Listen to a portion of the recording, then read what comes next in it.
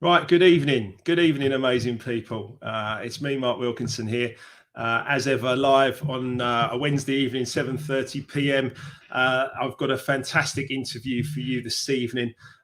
We've got some wonderful people that have joined me throughout the last 3 months of straight talking. And it's going to continue. I'm going to keep going because there's so many people with amazing stories that I think can benefit all of us. And actually, people are willing to share as I have done, of course, with Life Remixed. So I think it's fascinating. Tonight's guest is going to blow your mind a little bit, to be honest. I've got Angelica Lopez, who's going to join me in just a moment.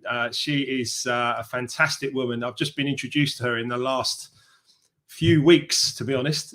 She's one of Texas's top interrogators. She's going to ask me a few questions, I'm sure. But it's me asking the questions tonight. So Angelica's one of Texas's top interrogators. I'm really excited that she's going to join us. She took it up after a personal tragedy affected her young life, and she's going to share that with us as well. She worked with Equilibria for a while, and then she went back to work for the government. She's also an incredible athlete, and she actually swam from San Francisco to Alcatraz in the name, well, for a great non-profit, for a charity. By the way, if anyone's been to San Francisco and seen Alcatraz out in the middle over there, that's tough. That's tough. They used to say that there's no way you could escape from Alcatraz. So that's amazing to swim it. I want to know a bit more about that as well. She's the founder and owner and president of Adavar Investigative Group, and she specializes in case evaluation, suspect interrogations, victim and witness interviewing, etc. It's amazing, fascinating woman. She's passionate about helping others and empowering those around her, and she loves making a difference. And you're going to find that out tonight for yourselves.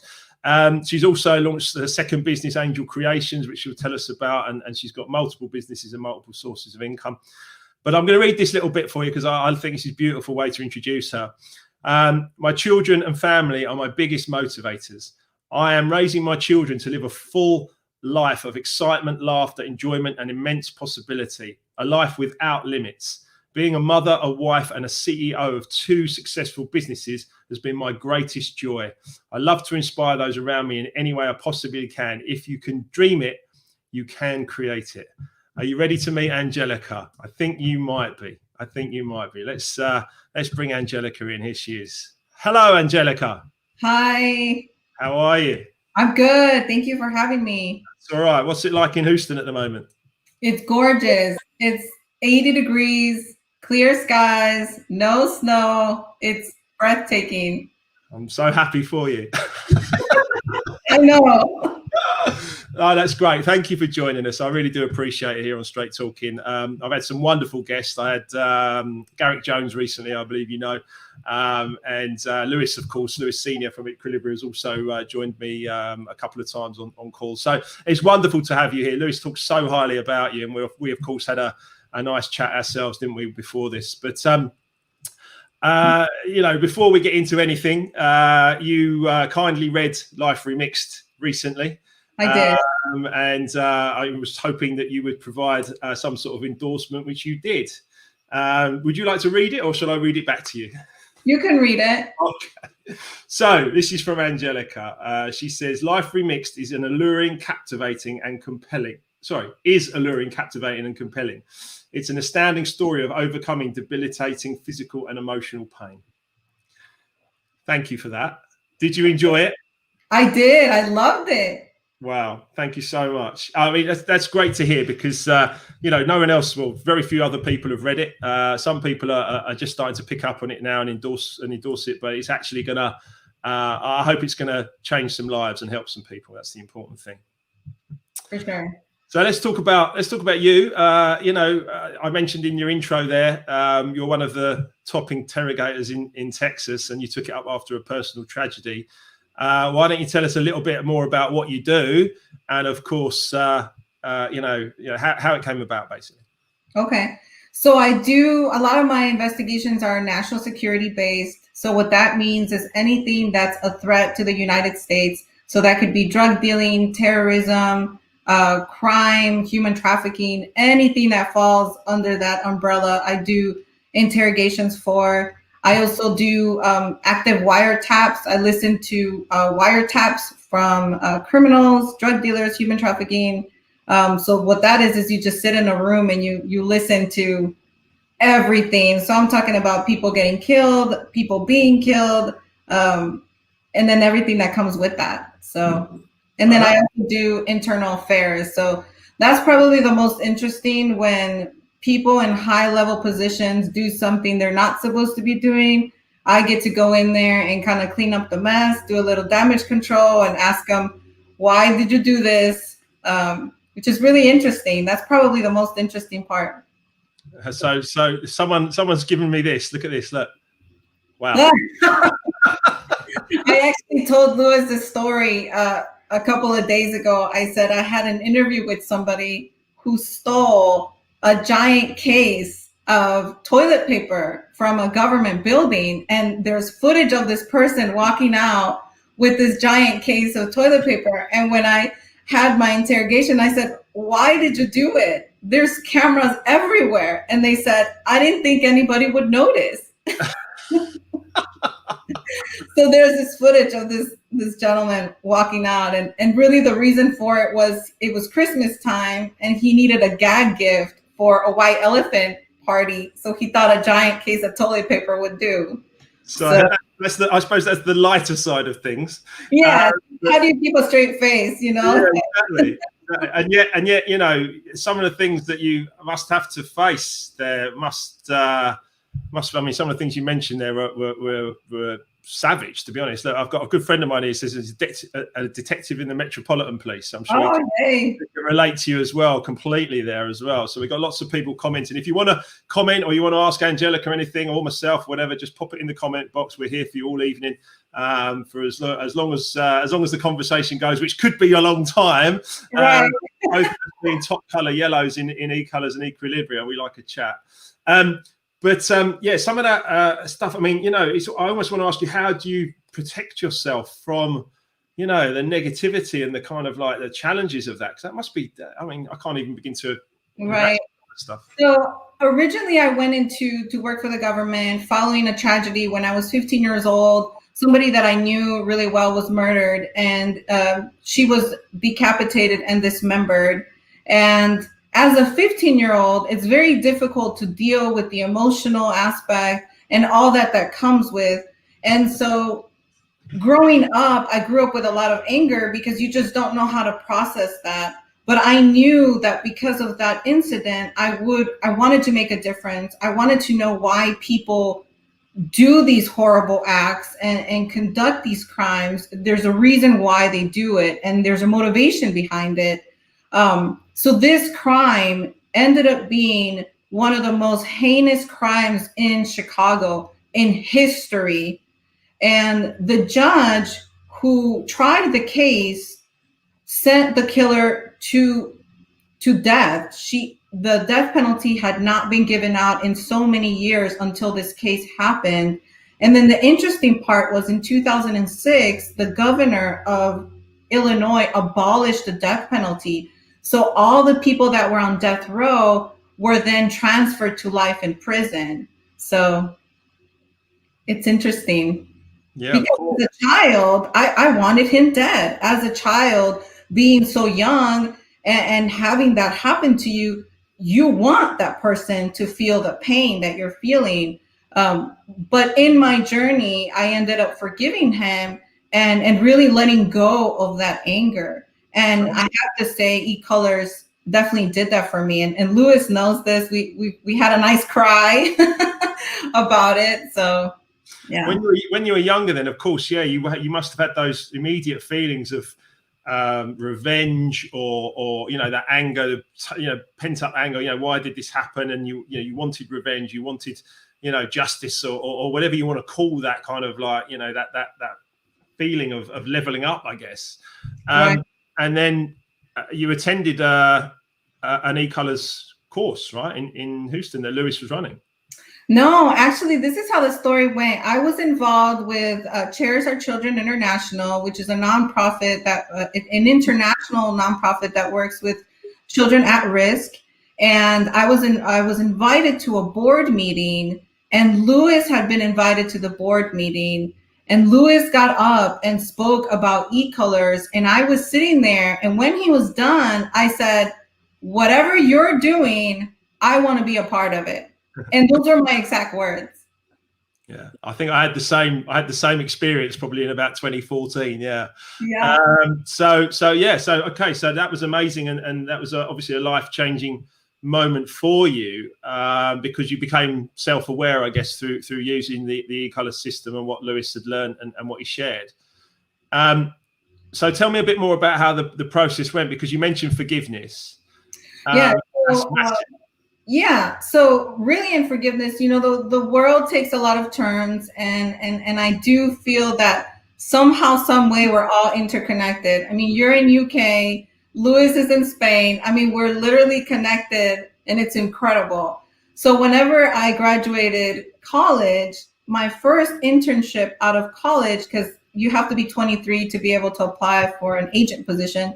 So my first internship ended up being with the judge that had sent my friend's killer to the death penalty. Wow.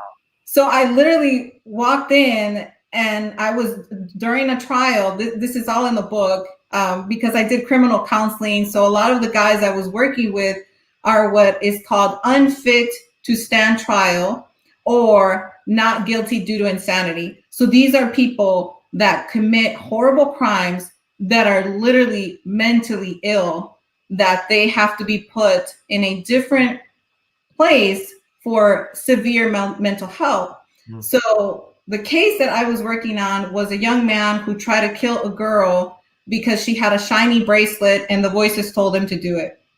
So when I walked into his trial, they said, the Honorable Judge Lampkin, and here she comes. And I'm standing there just frozen, because it's like the universe did so many turns that she was there. And really, the chilling part of the story that a lot of people don't know is that I actually got to forgive him, because I saw him and I was able to have that interaction with him and be able to forgive him. And I think that is something that is so incredible and just so relieving, because growing up having this anger pent up, it shows up in other areas of your life. And when you finally release that, it's just this weight just comes off. It's incredible. Yeah, I couldn't agree with you more. And obviously I haven't been through any level of that kind of experience that you've been through there, and actually having that opportunity to forgive someone that had done something so heinous, and such a terrible crime, upon people that you knew pretty well. It's shocking. And the first time you told me that story, I was literally blown away by it. And I know many people are commenting, and we've got lots of people viewing, and people will be asking themselves how well, or certainly, saying how strong you are to be able to have been through that process. But the thing I would say about the forgiveness is that it's more for you, isn't it? Yeah. It's more for you. It's for you to actually feel peace. Right. And what was interesting is when I was introduced to e-colors and the self-awareness and really the diversity of thought, it was something that was so simple about being able to have control over your reactions and your thoughts. And I remember telling Lewis, I told this story to a room full of 60 people, and I was looking down at my wrist to my pause and play buttons from the Equilibrium bracelet. And I said, if I would have had this when I was 15 years old, my life would have turned out so much differently. And I probably would have never gone to work for the government, because I had this conviction that I wanted to make a difference, and I wanted to know why this happened and why this happened to me. It's really interesting. I think everything happens for a reason, and there's a great quote that says, "When the student is ready, the teacher will come." And Lewis was clearly that teacher for you at that moment, to actually turn up and actually give you this gift. Of actually having some self-awareness, or growing in self-awareness, because by that time did you say you were like 20, 24, 25? Is that what you said? Yeah, at that time, I was at 20, 22. Yeah. Okay, so carried that around for a good 7 years or so, of sort of, feeling awful about it. I mean, tell us a little bit more, because you've touched on it ever so slightly, and I do want to talk about your book, because at the end of the day is Lewis's book, of course, and I say that. Yes. And obviously, Life Remixed, you've been very complimentary about that as well. Well, first of all, I'd like to ask all my people listening, how many of you would read Angelica's book, right? Because I know I would, and that would be incredible, and I can't wait to read it. But without going too far around it all, you've basically been inspired in the last 3 weeks. Yes, I was inspired by you. Yes. Yeah. And that's me living my purpose, by the way, because if I can bring inspiration to other people, then I live my purpose, so I'm happy. But please share. So I'm going to share so obviously Lewis Sr. introduced me to Mark, and Mark and I, being Top Color Yellows, we were just chatting away for an hour, and he was sharing with me his book, his experience, and it didn't even take like 10 minutes. And I'm like, I'm writing this book, I'm doing this thing. And 3 weeks later, the book is finished. So thank you. Something quite funny is happening here as well. I believe that Emma might be logged into the internet, but basically, wait, Emma's my wife, right? So yes. She's commenting, but the problem is it's coming up like me. So I think Emma, you need to log out and log back in again, I think. Because clearly I'm now commenting and saying, how did you write it in 3 weeks? Because I took 10 years. Thanks for that, Em. I appreciate it. 3 weeks though, that's a bit of a roll. Just explain your thought process.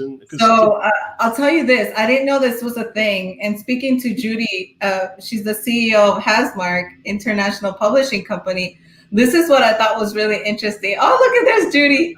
And so Judy. So I told her that it was a real thing when authors talk about authors writing insomnia. That's true, because the story and the book is up in your brain, and until you release it, your brain does not stop. And so I was up at like 2-3 o'clock in the morning, like walking outside my house I call them the tunnels, because I needed to get this out. And so once I got started, I just could not stop. And I probably would stay up for 5 hours just writing, literally not stopping. I wouldn't even come up for air. So next thing you know, it was done. So that's amazing. I mean, first of all, I'm very flattered and extremely grateful that somehow I managed to inspire you to go for it. But the bottom line is that this is your story, and when you told me about it for that hour that we spent together on a discovery call for this interview, I literally was just like, what happened? Like just blowing my mind about some of the things that you've been through. And obviously, without giving too many spoilers, you've certainly given us an overview there of how things have happened for you. What's the title? Through These Brown Eyes. Nice. Okay. Yeah.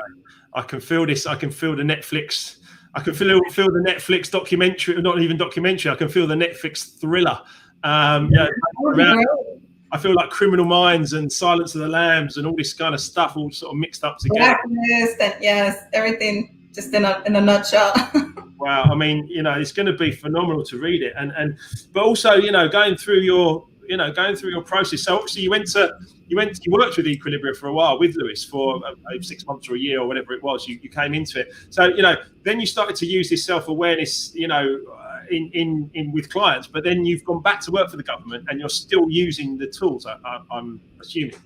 Yeah, so this is probably the best thing that has ever happened to me, because before eColors, I was operating at a certain level. I was doing things the way I thought they needed to be done. But after eColors, not only did I have self-awareness of myself, but I now had knowledge of how to communicate with the different personality characteristics of people.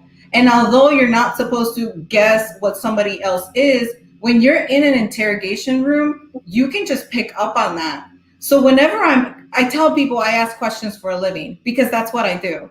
And so when you're in an interrogation room and you're trying to get information, there's a way to talk to people with different personality characteristics. And, the slamming on the desk, I was never that girl. I did it once and it didn't go well for me.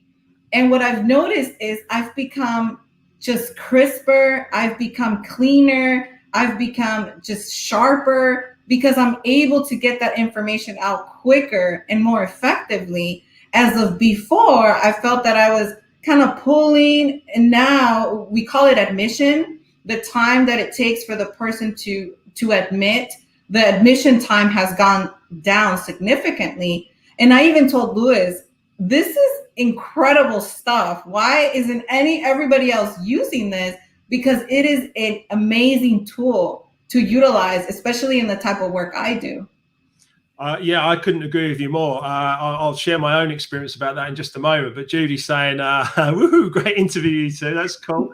Emma is now logged in correctly and says she can't wait to read your book. That's amazing.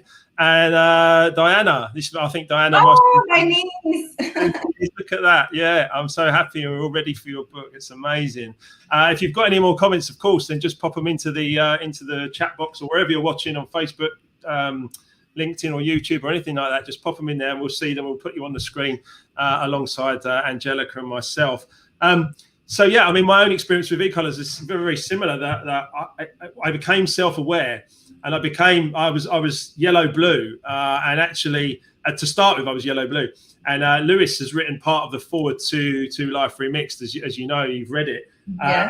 One of the things he says in there is that many yellow blues describe themselves as party animals. And when you've been a DJ for 20 years and been all around the globe and done all the crazy crap that I got up to, yeah, you can describe yourself as a party animal. And I just found it interesting because it was like, well, okay, so there's obviously a lot more people like me. And so once I got on that self-discovery, and then, as you say, interacting with all the other people and the other different personality types. And I should just drop into the conversation as well that I'm holding an e-colors awareness session on Saturday morning here in the UK from 10 a.m. till 12 noon, Life Remixed and e-colors awareness. So a couple more spaces left, but it's packed. We've got at least 25, 30 people joining us already. So that's going to be amazing. So look, I mean, tell us a bit more about you and your life. Obviously, you're now a wife, a mother. You're training hard. Tell us about that swim and that, swimming across to Alcatraz. Yeah. So as you can tell, I've done a lot of racing, and I always tell people this has always been to burn off my insanity, because when you see and hear the things I hear on a regular basis, you got to burn off the crazy somehow. So this is how I did it. So for 5 years, I literally I did Ironman, which is 2.5 mile swim, 112-mile bike, and a marathon. So after you're on a bike for 5+ hours, you got to go and run a marathon.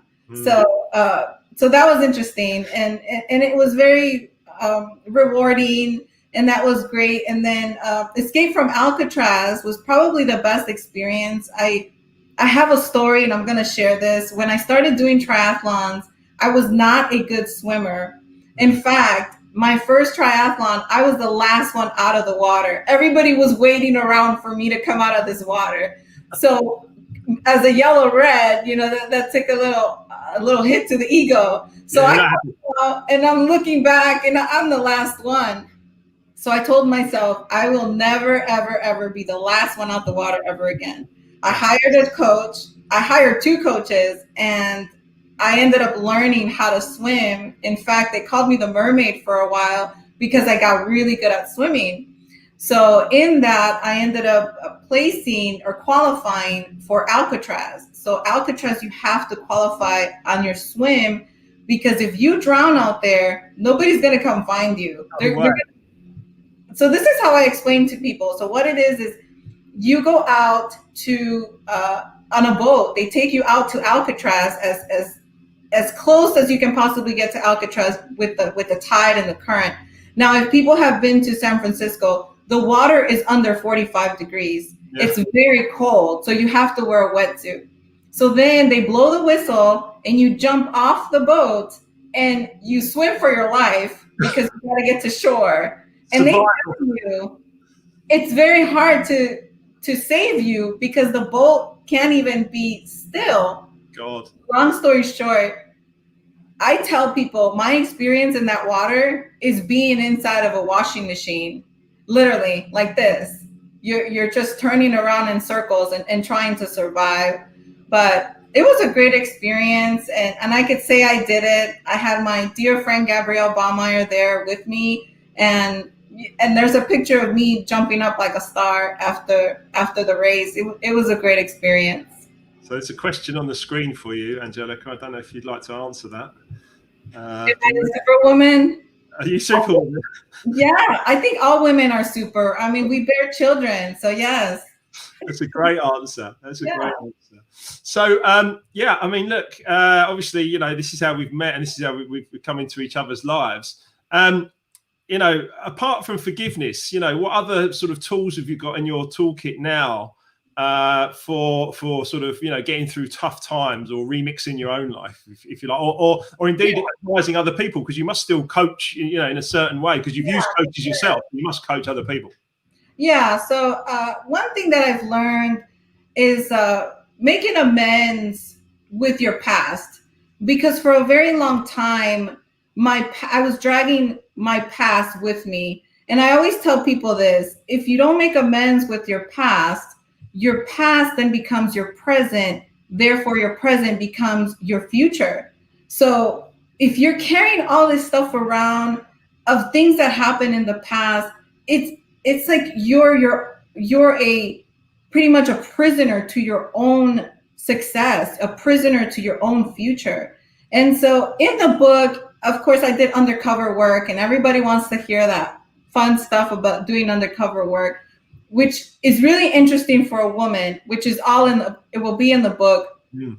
But what I realized in doing undercover work is there's so much character building that happens, and there's so much growth there that you just learn so much about who you are as a person. And the human mind is so powerful that some of the stories I'm going to share in there, I'm sure people are like, how do I smile? How am I always laughing and making jokes? But this is how I choose to live. And everything is a choice in life. Love is a choice. Happiness is a choice. We literally choose to be the way that we want to be. So yeah, I couldn't agree with you more. But it's amazing how many people choose to be sort of negative or sad or down or fearful or worrying and anxious, or, you know, so many people, you know, live that way. In fact, there probably is a larger percentage of people live that way. And I've certainly made my mission around Life Remixed to spread a bit of love and a bit of joy and a bit of positivity. And I think sometimes, I don't know if you'd agree with this, but sometimes I think some of the people that have been challenged the most are often the people that can turn things around the best.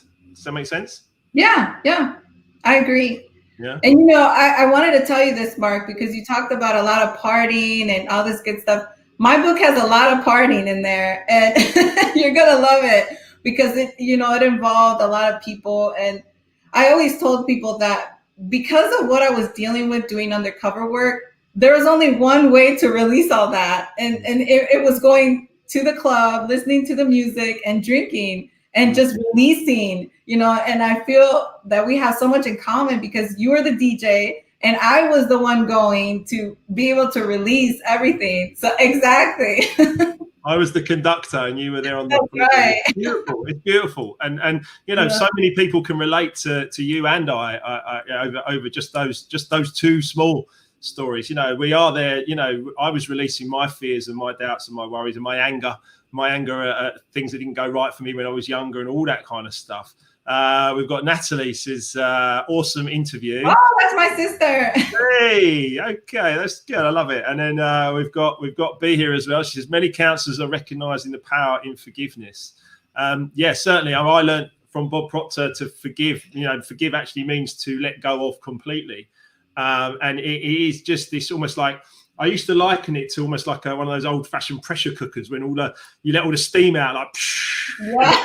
It's sort of go, and you're like, yeah, but that's, there's a whole piece in obviously in Life Remixed about dis-ease and at ease.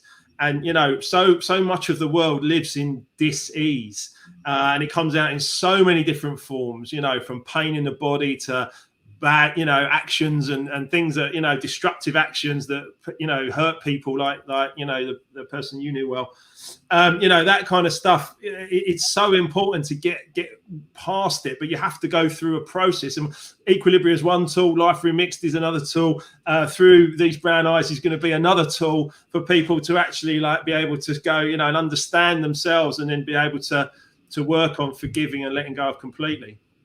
Yes, and I just want to say this: the book is going to be good, but there is a lot of heavy stuff in there, and there's murder, there's partying, there's joy, there's excitement. So be ready to go through all the possible emotions that you can possibly go through, because it is pretty heavy. I've shared a couple of chapters with people who are involved in the book, and they've all said that it's very deep stuff. So definitely have a handkerchief, or some Kleenex and a good drink.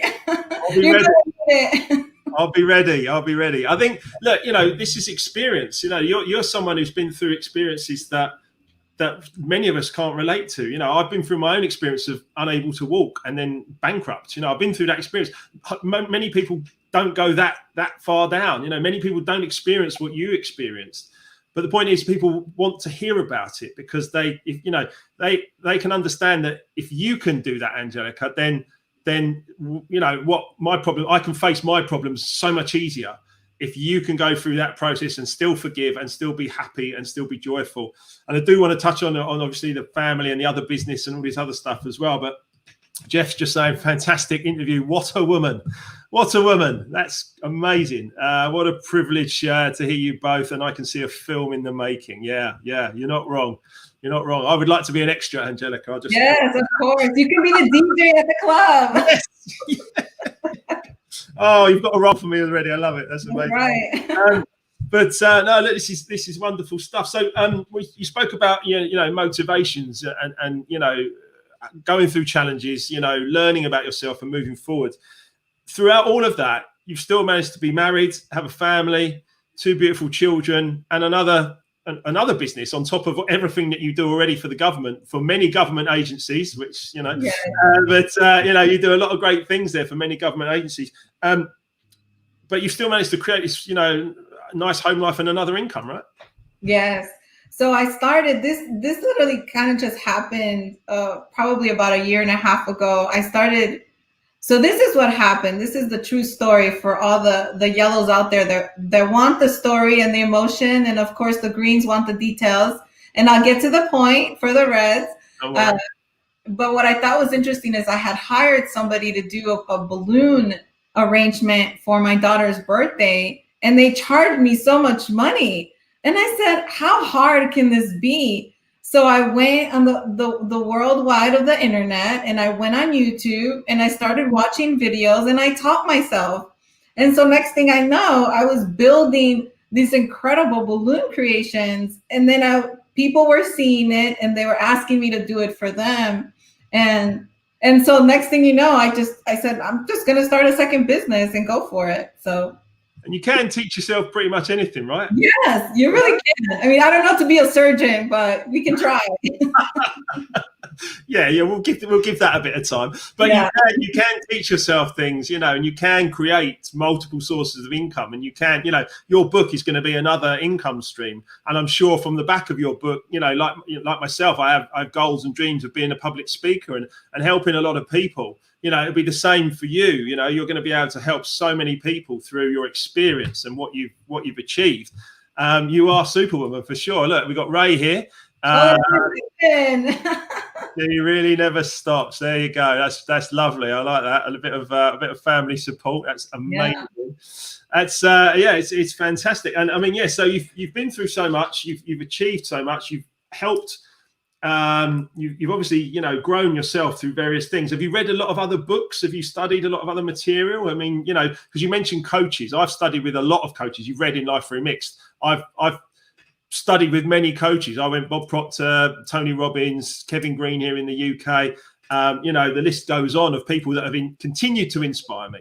Have you found that way? Have you read a lot of books? I mean, how's your knowledge? I'm really big on audibles because I started walking a lot, and I have been reading a lot, but I really want to throw this out there. But a lot of my development, obviously through eColors, but a lot of it has also been through the Landmark Forum education. I've been involved with Landmark Forum since 2008. And I have to say that has really transformed my life. It's transformed the relationship that I have with my husband and the relationship that I have with my children. And it's just continuous personal development on that end. I'm also a big fan of Tony Robbins. We actually, my husband and I and a couple of friends went to go see Tony Robbins 2 years ago here in Houston. And for a yellow, it's like, yeah, whenever he comes out. So my God, Tony Robbins, and it just a lot of people. And what I've noticed is whenever you get to a level in your life, in your career, you start picking people who are going to be by your side and really celebrate your successes. And you grow older and your group starts getting closer and closer. And I have to say, I'm extremely blessed and privileged. I have some incredible people in my corner that are just high level, high producing, high ambitious people out to create greatness in the world, like Louis and yourself, and my husband and Gabrielle and Bill Baumeier. It's incredible when you get the right people in your circle, things just start happening. I mean, look at this book is done in 3 weeks. Amazing. So it is about that momentum. And I firmly believe, I read The Secret 15 years ago. I watched the film first, actually. I was given the film, told to watch it 100 times, as you know, from Life Remixed. I was told that repetition is mastery. And that's why I wanted to ask you, because, being through some of those experiences that you shared earlier and some of the tough things you've had to face, and you continue to face, by the way, right, on a day-to-day basis, you're still out there working, and we can't talk too much about it, but you're still there working and doing a lot of this stuff, right? And so you're still facing these challenges. You had the release, obviously, of nightclubs and stuff for a while, but the release of actually the Landmark Forum, Tony Robbins, personal development, repetition is mastery, and the law of attraction, because that's how you and I are here talking. We're talking here because Lewis has put it together, but the law of attraction states that like attracts like. And that's why we're here. We're sharing these stories and we're inspiring each other. But when I was a DJ, we called it the Balearic Network. When you go somewhere in the world and you find other DJs that like the same music as you. And what I've found, one of my coaching clients, just before this call, I was coaching someone, a lovely fella, and he said, this is incredible. It's blowing my mind. He's like, I'm so buzzed up about this whole network of people, exactly as you just described, Angelica, based on gratitude, based on, joy, happiness, positivity, uplifting each other. There's a power in that, right? Yes, for sure. I mean, it's just intoxicating. It's for me, when I see people that are just in love with life, it's just, I get so attracted to them because they're living a life worth living. And, we get to be the authors of our own life. And it's incredible. And I think some people, it takes them a little bit longer to get to that point. Some people never get to that point. But the idea is that it's there, it's accessible. And it would be great if everybody can have that experience. So, I mean, you see the other side of it as well, though. Let's be straight with that as well. We're straight talking, right? I mean, you see the other side of, you see the dark side. Yeah. I mean, I like, this is what I tell people. I talk to the scum of the earth, the worst possible human beings in this planet. I get to interact with them. And I do have a story inside the book about when I met my first murderer, and obviously would be my second murderer, but that I was working with them. And I remember coming out of the room and saying, murderers need hugs too, because something happened to them in childhood that it was processed a certain way that in turn caused them to be the murderer that they are. And so this is what I would tell Louis, that if that child had the self-awareness of pain or guilt or being ashamed or embarrassed, whatever it is that happened to them, if they had that interaction where somebody can say, hey, this is self-awareness, this is how you can deal with it, then they ultimately would not have been a killer or criminal. Wow. If we think about that, our head will spin off. But I think you're right. I think, you know, my upbringing certainly contributed to my addictions. I believe my father had PTSD after the Second World War. He served in the Second World War. Both his brothers were killed. He was full of doubt and fear and anxiety and worry. And he was 50 when I was born in 1970. And I believe that I grew up with all of that. And I went out and I lived the life that I did. You know, if someone had put some, I mean, would I have been ready? Would I have listened? Probably by the time I was 20 or 15 or 20, no. But at the same time, if someone had got to me when I was 5, 6, 7, 8, 10, perhaps, with something, and by the way, I mean, I was looking at it today, and we're going to ask my niece and nephew to do it shortly. There is an e-colors for children, isn't there? Actually, if you go to Equilibria, go to equilibria.com. You know, it's fascinating what they put together there, and obviously my company is working in partnership with them here in the UK. But the point is that there is something there for kids, and you can do it for free. And children can learn a bit more about themselves. And I've been sent something beautiful that I'm going to use on Saturday's session about the different types of colours, personality types, when they're taking penalties. And the green is like all the detail, like I've got to look, you know, the wind's coming across and all this is happening. And the blues are like, I'm really nervous. I'm not sure how this is going to work. The yellows are like, yes, I'm on Instagram. This will be great. That's right. And the reds are just like, look, I'm just going to kick it. But the point is we've got all these personality types within us, and I think if we can learn to appreciate each other, we'd be in a much happier world, right? So I agree. So let's talk a little bit about music, because you know, I love music. You know, I used to be a DJ. I still am a little bit of a DJ, but you know, I used to be a full-time DJ. Let's talk a little bit about music. You know, what sort of things gets Angelica, you know, moving? So I have an eclectic background. I know so much about music, and even my husband's like, how do you know these songs? So growing up, we used to listen, you know, I lived in Mexico for 5 years. So my mom used to play Elvis. So I know every single Elvis song, which is weird. And then obviously Michael Jackson growing up, and then tropical music. So like salsa, that kind of thing. And then, you know, I'm obsessed. And I am going to send all these people books because I want them to read the book. But like The Weeknd, Post Malone, I mean, Elton John. When I was writing my book, the song that came to mind was I'm Still Standing. And I was like, oh my God, when I watched Elton John's movie, it was incredible. That song is just perfect in how it came up.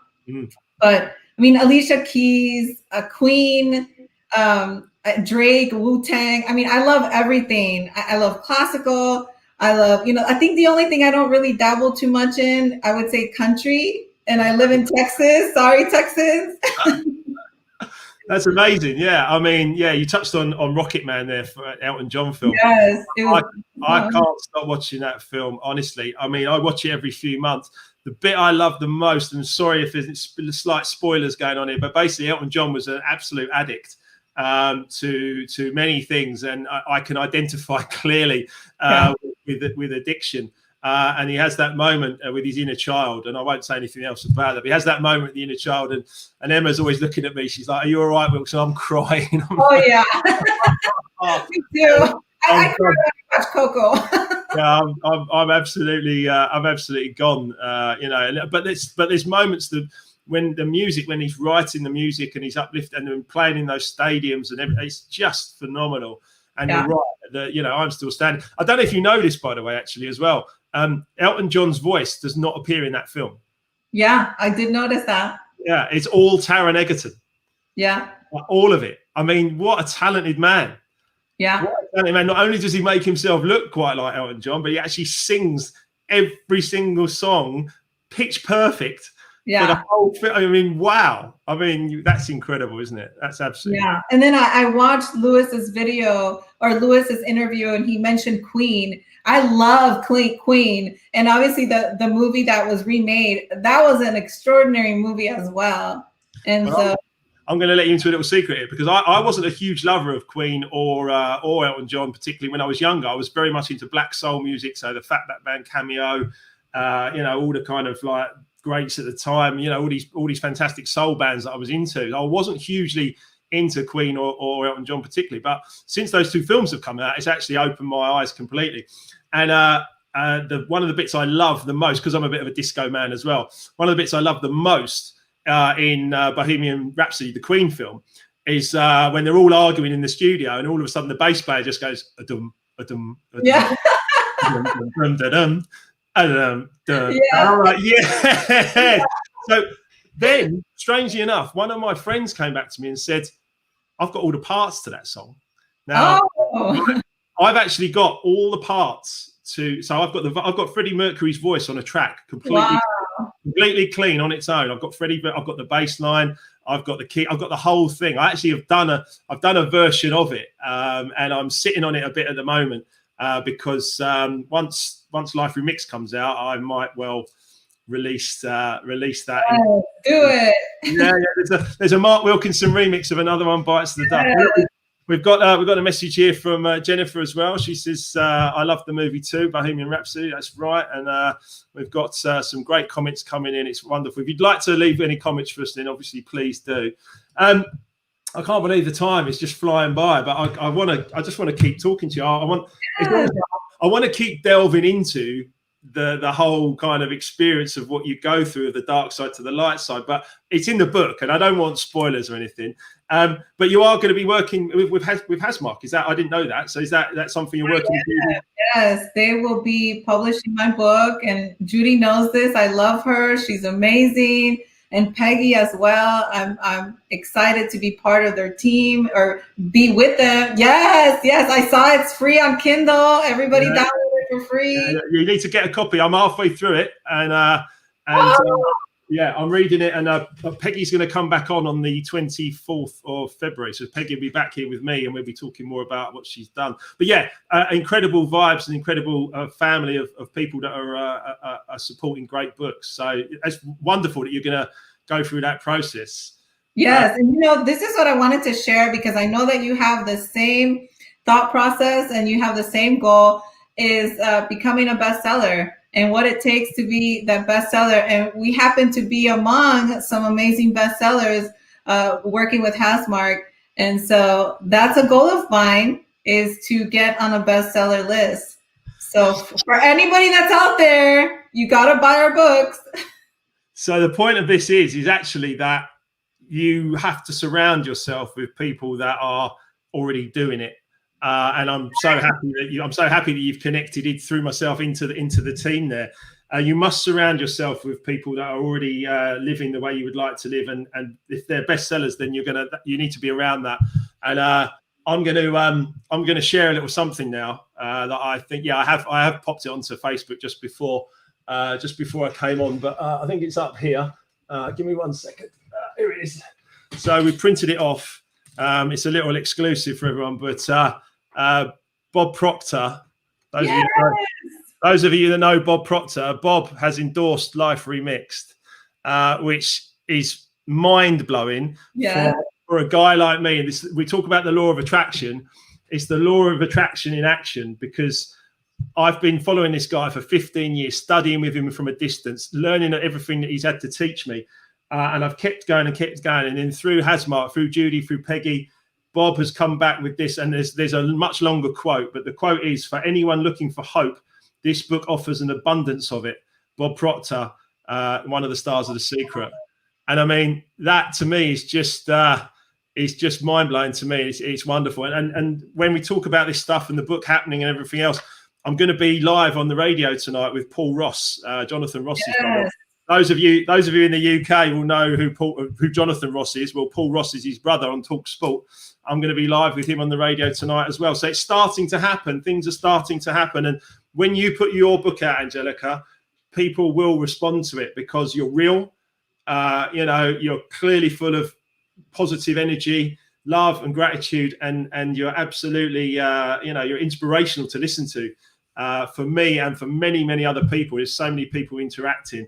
It's really beautiful. So Emma's come in. She just says such an incredible woman story and interview. And I'd like to actually, there's one other thing I would like to touch on with you as well, about your volunteering for non-profits and the amount of money you've raised, because there's something very special in doing something physical the way you do it, to get that energy out for yourself, but also to use that abundance of energy to, you know, be able to raise money and help other people. Do you want to tell us a bit more about that? Yeah, so I've worked with several nonprofits throughout the years. The most important one that I've worked with is Cherish Our Children International. I actually met, she's one of my best friends, Gabrielle Baumeier. I met her at a triathlon. The story will be in the book of how we met. But literally one day she said, "You're going to be my fundraising leader." And I said, "Me? What? I don't know anything about fundraising." And I have to say, she stayed with me by my side. And I always say it was a group effort. We were able to raise, the year that I was the team leader for COSI, Cherish Our Children International, we were able to raise over $120,000.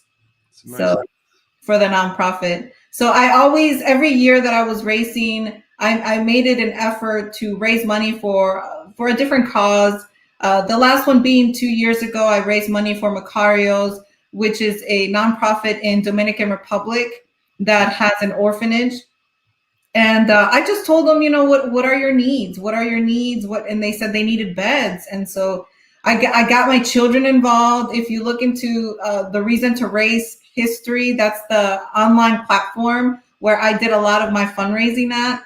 And you'll see I even got my dog involved. My dog did a duathlon and it was the highest fundraiser. So, you know, I love to have fun and just involve people into it. The more the merrier.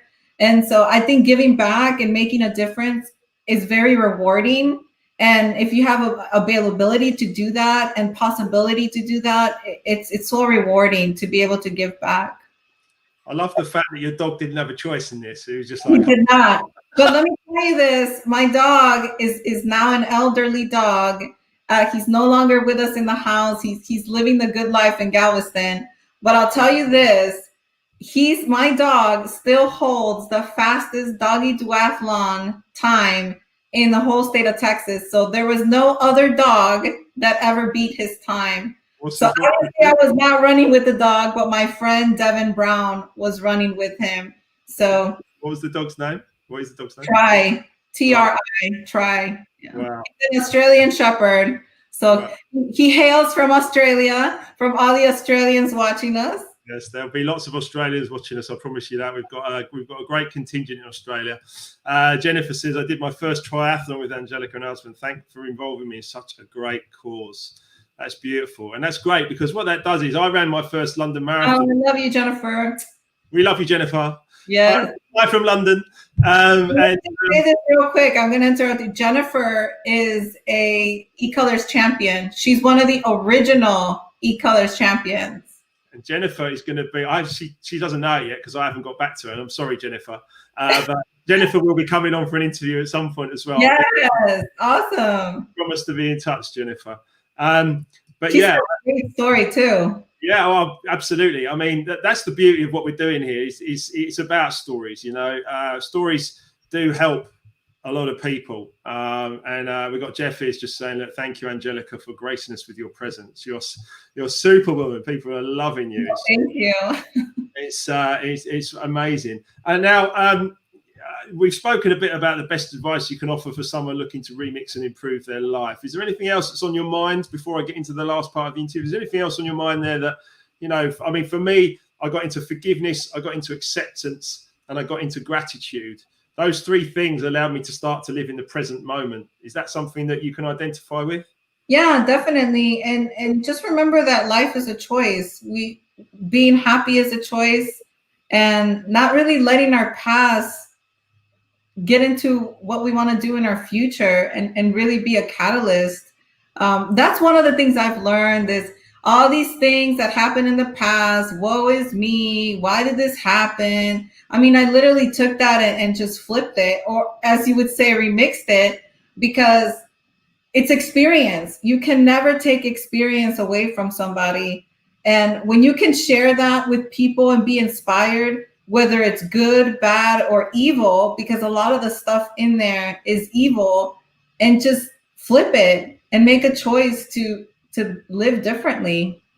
Yeah, that's a very powerful message, that, because at the end of the day, if you can do what you do, the way you were motivated when you were younger, if you can do what you can do and be so effective at it, be one of the top, the top interrogators in Texas and running your own companies and working with multiple government agencies, etc. If you can do that, all of that, and still face that and still be happy and still enjoy and still have a positive mindset, then it makes that kind of woe is me mindset. I'm not trying to null and void anybody, but you know what I mean. It makes it, any one of us can make that shift. I think that's what I'm trying to get at, and I think you're inspirational for stepping up. So we're going to draw it to a close in a minute, unfortunately, because I could keep talking with you. I could keep listening to you.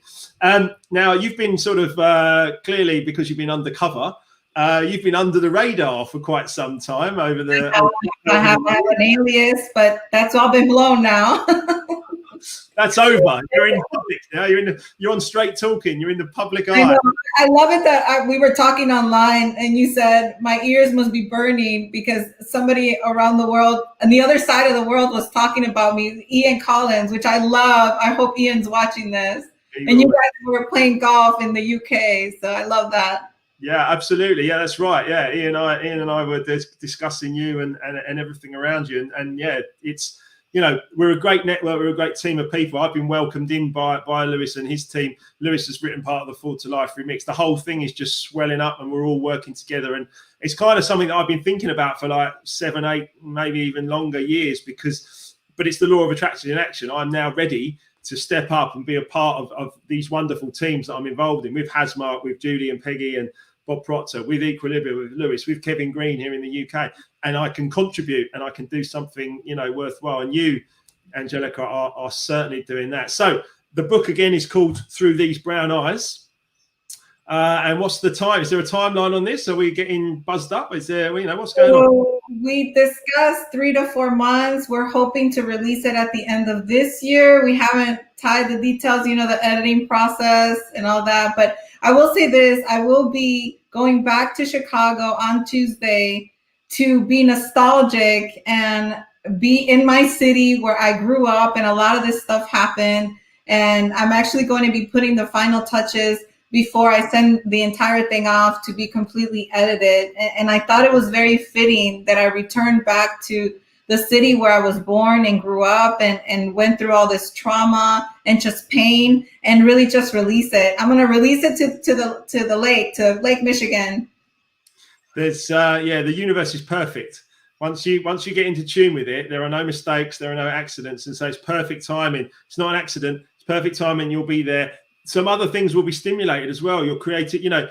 I'll be honest with you. We've been through 3 edits, and every single time there's been a new stimulus, a new thing. Someone said something to, even tonight on a coaching call. I was like, oh, that'll be good to put in the book still. So I can still tweak it. Yeah, you can still tweak it. We'll make it all the way to the end. I'm trying not to meddle in it too much now. I've done my bit, but at the same time, you wait till you get your edited book back. It is something else. It's like I was reading it. I've got my manuscript here, and I was reading it, and I was like, actually, this is really good. And it's cool. It's so nice to go through a process, and there's not one successful person that did it all on their own. It takes a team of people and skill sets and people. That's what Equilibria teaches with the 4 different colors and the 4 different personality types. The 12 different personality types, but the 4 different top colors. And we learn about that, and we learn to appreciate each other and what each other brings to the table. And it's wonderful. And so you've been under the radar for quite some time, and now you're coming out into the open. Martha says, great interview, Angelica. Look at that. Let's see. Oh, I love Martha. She's my friend from Chicago. Amazing. So you're touching people all over the US and all over Europe and the UK and Australia. It's amazing. I want to say this really quick. Sorry, I like to interrupt you as a yellow. So I don't know what your process was with writing the book. I decided to reach out to people that I was going to be talking to about my book out of courtesy, and it was incredible how some people were pushing back and some people were really open to the idea, and I reconnected with a lot of people from my past that we had a turbulent past, and I also have to say that has been so amazing, and it's been so much growth with that, being able to contact somebody that hurt you so much in the past and being able to mend that. There's so much power in that. So I don't know if you had a similar experience, but it's really been interesting. I'd say it's therapeutic in that way. Yeah, I mean, you've read.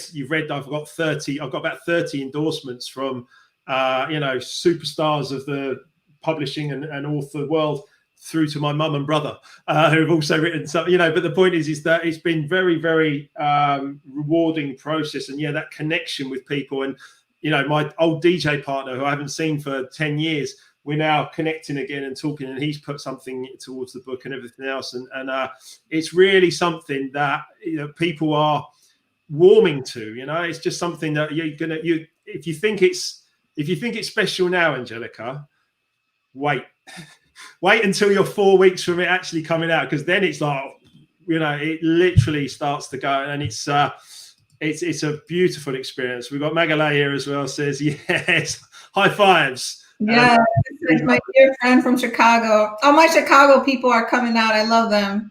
Oh, that's amazing. You might get to see some of them at the weekend. So look, tell us a bit more, now that your cover's blown and you're going to come out into the open a little bit more. Where can people find you? Website, social media? Would you want to share? Because there's a lot of people watching, and a lot of people will watch and catch up as well. My email is pretty simple. If people want to reach out to me, Angelica Robles Lopez. It's practically my name at Gmail. On Facebook, I tend to keep a low profile, but my file is my name is ARLO, so Arlo.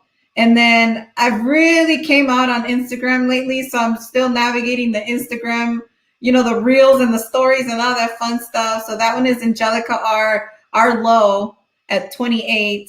So, and of course, I'm going to be building a website just like yours, and I'm going to be out there and really just pushing the book and trying to inspire people. And I'm just going to say it. I got to get on the bestseller list. We're going to get on a bestseller list. We're going to throw it onto existence. I know that and Judy are listening. Yeah, I think that's pretty much guaranteed in many ways. Working with Hasmark, who've already put so many great authors onto bestseller lists. That's one of the reasons I went with them. I'm very, very happy that you are doing the same. I can't wait to read. I mean, you shared a little sample, but I can't wait to read the majority or the rest of the book. One of the words you used there was try. And I'm reminded of a Star Wars quote by Yoda that says, do or do not. Yeah, there is no try. Okay. Try. You, Angelica, I promise you this, right? You are going to absolutely smash this, and your book is going to inspire people across the world to, change their mindsets, to grow, to move, to realize that they can choose, as you've said, they can choose their responses to everything. You and I are going to work together more, I'm sure. We're going to be working more with Lewis and E-Colors and Equilibria, of course, as well. Yeah, I mean, the only thing I can ask you before we end, is, as you start to go further through this process, would you come back on? Of course. And I will come to the UK and we will hang out whenever this pandemic thing is under control. Because I know you guys are still in lockdown. Yeah, no, absolutely. Listen, 2021 is going to be a slow burner recovery. I know that. But I would love to have you here. We would love to have you here. And we would also like to come over to Texas and hang out with you. Of course. Yeah. So, but yeah, I'd love you to come back on for another interview as you go through the book process. I think as you develop as an author, and you understand more and more what happens, and the PR side of it and everything else. And people, the important thing is people must know you, Angelica. And tonight, I think, has just been an opportunity to sort of open that door and get to know a little bit about you. I'm looking forward to finding out so much more and reading the book. So Thank you. I'm grateful.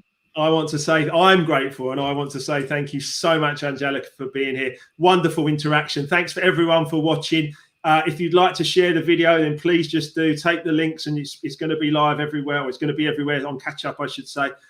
Share this interview. Share this amazing woman's message. She is Superwoman, and I can't thank her enough for being here. Thanks, Angelica. Thank you, Mark. I appreciate it. That's cool. That's cool. Right.